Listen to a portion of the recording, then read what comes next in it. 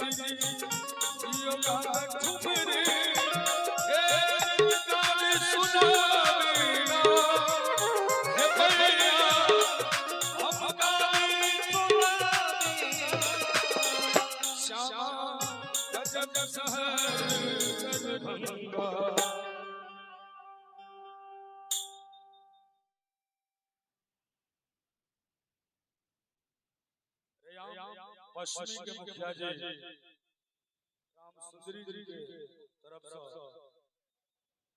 1101 रुपया का पुरस्कार बहुत बहुत धन्यवाद।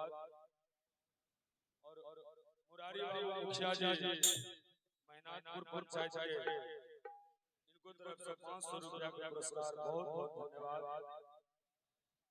और तहिना वशिष्ठ बाबू की तरफ से 101 रुपया का पुरस्कार बहुत बहुत धन्यवाद। गजब सहर